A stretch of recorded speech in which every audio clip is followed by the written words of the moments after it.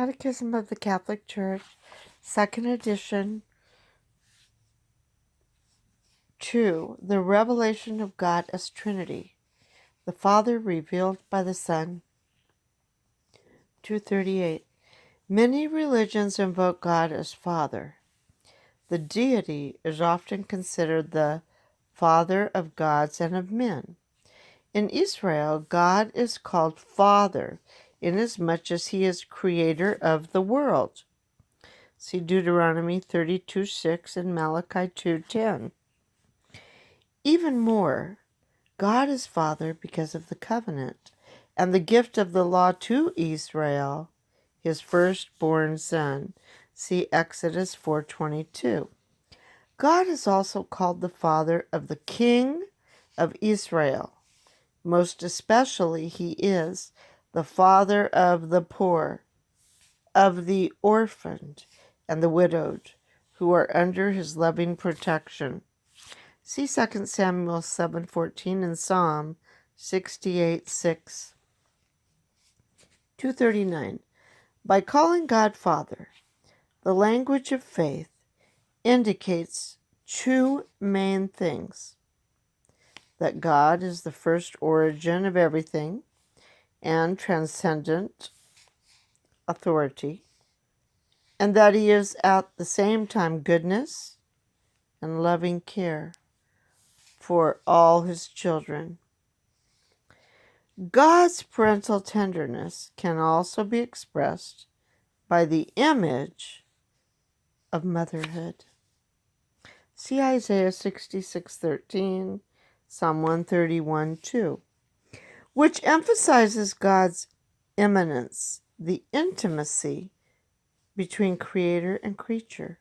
The language of faith thus draws on the human experience of parents, who are in a way the first representatives of God for man. But this experience also tells us that human parents are fallible and can disfigure the face of fatherhood and motherhood.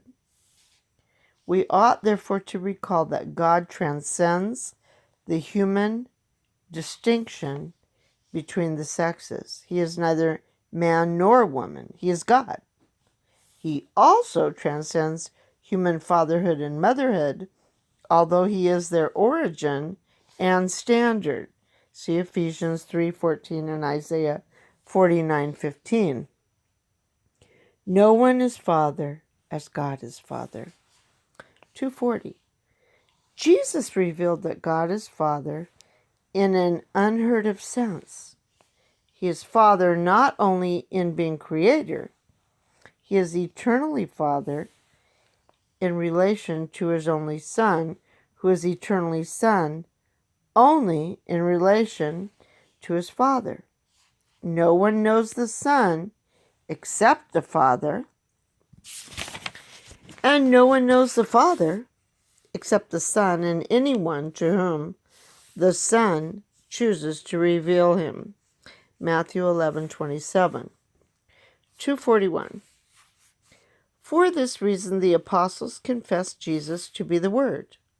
In the beginning was the Word, and the Word was with God, and the Word was God, as the image of the invisible God, as the radiance of the glory of God, and the very stamp of his nature. See John 1:1, Colossians 1:15, Hebrews 1:3. 242. Following this apostolic tradition, the Church confessed at the First Ecumenical Council of Nicaea, 325, that the Son is consubstantial with the Father, that is, one only God with him.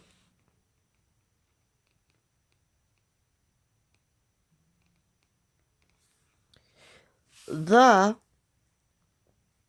Second Ecumenical Council, held at Constantinople in 381, kept this expression in its formulation of the Nicene Creed, and confessed the only begotten Son of God, eternally begotten of the Father, light from light, true God from true God, begotten, not made, consubstantial with the Father.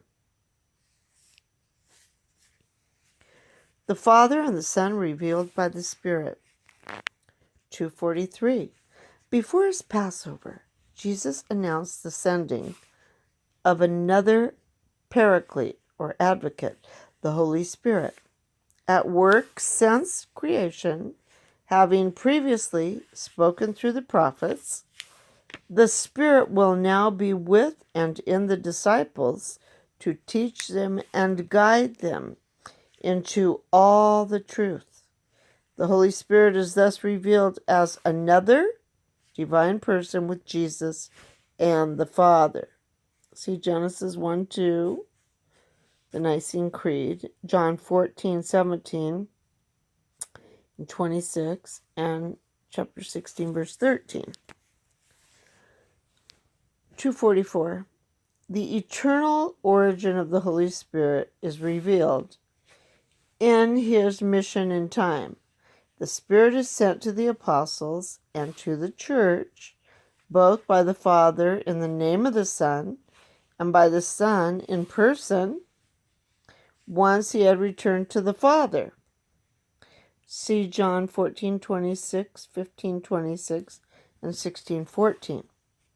The sending of the person of the Spirit after Jesus' glorification, see John 7:39, reveals in its fullness the mystery of the Holy Trinity.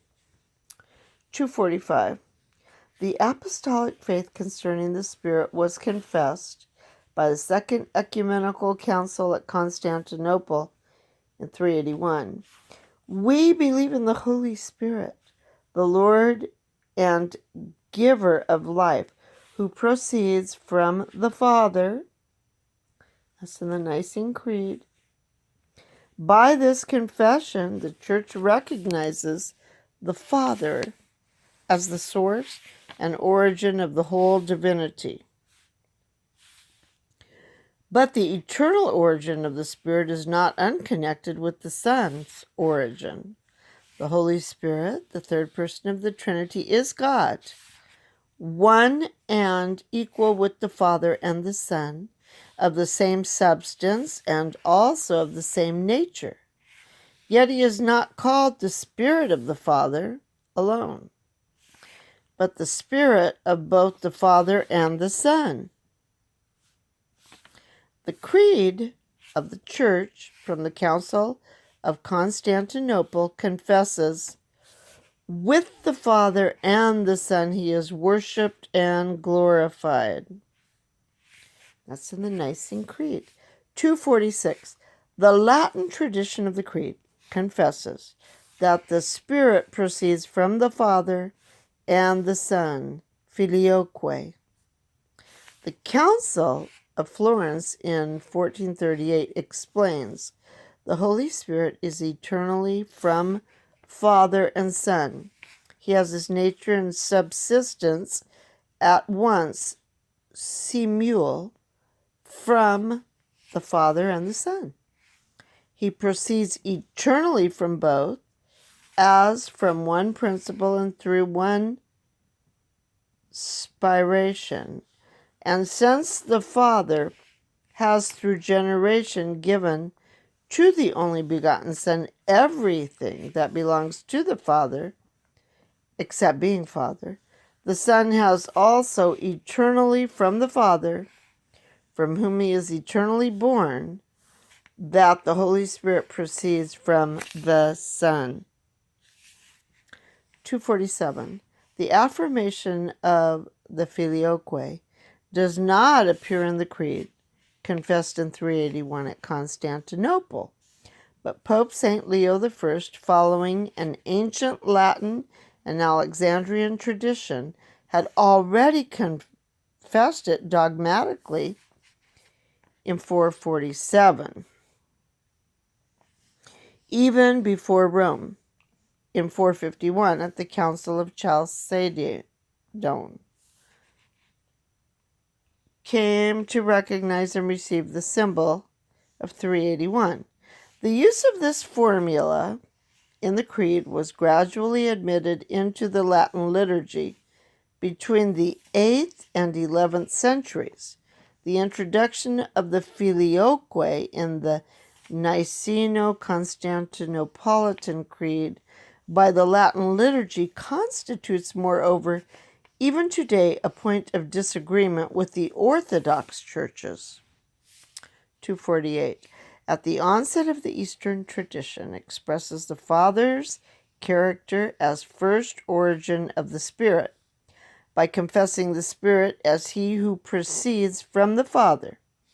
It affirms that he comes from the Father through the Son. John 15:26. The Western tradition expresses first the consubstantial communion between Father and Son by saying that the Spirit proceeds from the Father and the Son, Filioque. It says this legitimately and with good reason. For the eternal order of the divine persons in their consubstantial communion implies that the Father, as the principle without principle, is the first origin of the Spirit, but also that as Father of the only Son, he is with the Son, the single principle from which the Holy Spirit proceeds. This legitimate complementarity, provided it does not become rigid, does not affect the identity of faith in the reality of the same mystery confessed.